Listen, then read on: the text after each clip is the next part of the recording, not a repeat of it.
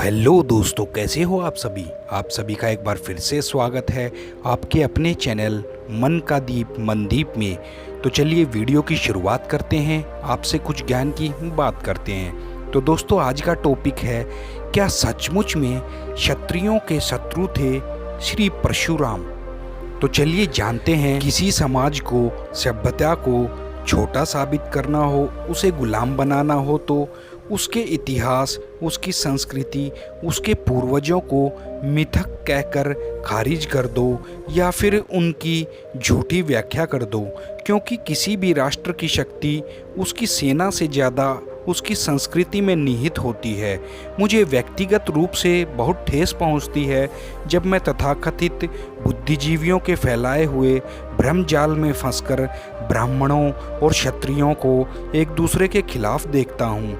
ऐसा इसलिए है क्योंकि हमें भगवान परशुराम के बारे में सिर्फ इतना बताया गया है कि उन्होंने धरती को 21 बार क्षत्रियों से विहीन कर दिया था। इसलिए आज मैं आपको वो प्रसंग बताऊंगा जिससे इस सुनियोजित षड्यंत्र का पर्दाफाश हो सकेगा।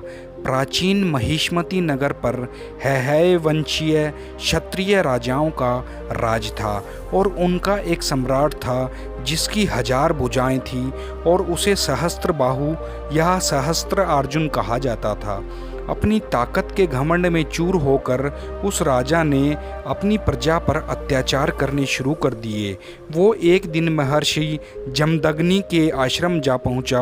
महर्षि जब अतिथि का स्वागत करने आगे बढ़े तब दुष्ट सहस्त्रार्जुन गरज उठा, मैं यहाँ तेरा अतिथि स्वीकार करने नहीं आया हूँ, मुझे तेरी गाय चाहिए जिसका नाम कामधेनु है। महर्षि ने बड़ी विनम्रता से कहा, राजन, हमारे आश्रम में पालन पोषण का एकमात्र साधन है कामधेनु। यह दे दी तो हम सब अकाल मृत्यु को प्राप्त हो जाएंगे। कृपया आप मुझे क्षमा करें।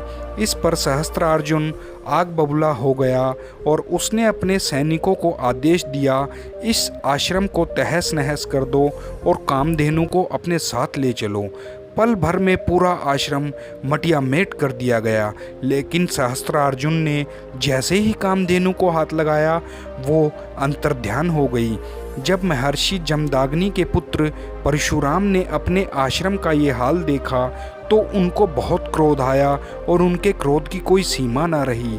उन्होंने उसी क्षण भगवान शिव द्वारा प्रदान किया हुआ परशु यानी फरसा उठा लिया। परशुराम और सहस्त्रार्जुन के बीच भीषण संग्राम हुआ।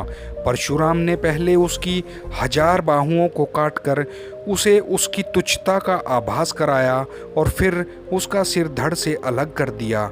महिष्मती से वापस आकर परशुराम ने फिर से नया आश्रम बनाया और तपस्या करने कैलाश गिरिशृंग पर चले गए। सहस्त्रार्जुन के पुत्रों ने एक दिन घात लगाकर तपस्यारत महर्षि जमदग्नि की हत्या कर दी।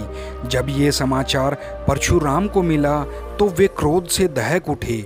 उन्होंने शपथ ली, जिन क्षत्रियों ने मेरे आश्रम को तहस नहस किया है, मेरे निर्दोष पिता की हत्या करी है, उनके शरीर पर 21 घाव दिए मैं उनके वंश का 21 बार सर्वनाश करूँगा।